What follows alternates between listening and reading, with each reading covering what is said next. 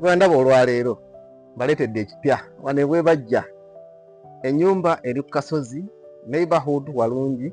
Tambulako nange olabe ennyumba eno.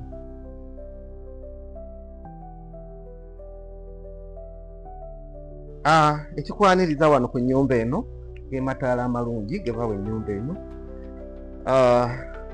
Nga wakatuuka ewaka osobola okuwummulirako wano. Ena shade bbiri osobola okutuulako wano oba wano. Wano tuba tuyingira mu dining area. Ennyumba eno tugikuwa nga buli kimu ekiri. Tojja na kintu, buli kimu okisanga wano. So sooka otunule wano bwe wafaanana. This is the dining area.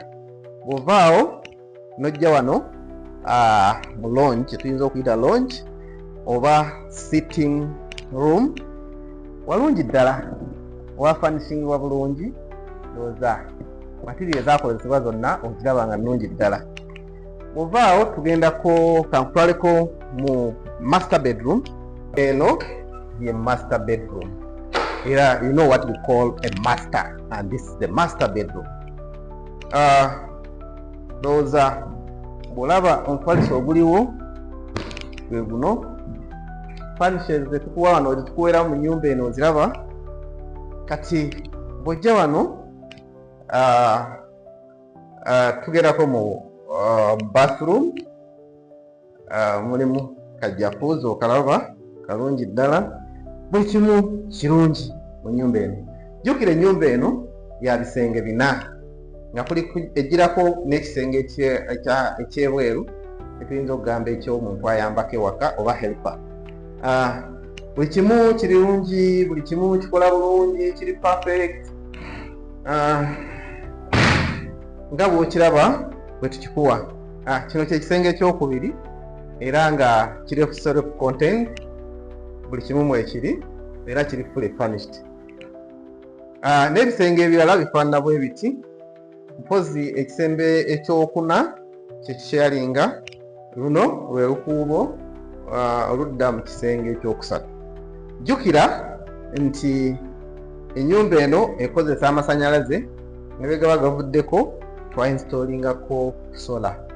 Solar eno osobola okukozesa buli kimu okuggyako okufumba, naye buli kimu TV, mataala gonna ag'okubikomera gonna gaba gakola bulungi. Kale kankulambuzeeko ekiyungu. Naddala nkimanyi me myself nange ekiyungu nkinyumirwa. Naddala nga nini mukyala wange mu kaseera kange akeddembe usually mu weekends. Ekiyungu kino tukuweeramu fridge eyo ogiraba. Twagiteekamu dda. Tukuweeramu kuuka. Buli kimu kiri perfect. Eri fully furnished nti bwojja otandika butandisi kutuula wano n'okola by'oyagala. Emabega wano tuyinayo kaveranda owummulirako wano. Kali kwolengera wali ennyumba ya helper era erina toilet yayo ey'ebweru. Ekifo kino kiri secure nti kyetooloddwa abantu era kuliko n'amasannyalaze nti omuntu yenna tasobola kubuuka kujja mundamu. Ennyumba eno ya bisenge 4, ekyokutaano ekyebweru, amazzi weegali, amasannyalaze buli kimu kirungi. So jangu wetwalire ennyumba eno ku bbeeyi eyo gye tukulaze wansi awo on your screen. Tweyanziza tweyanzire.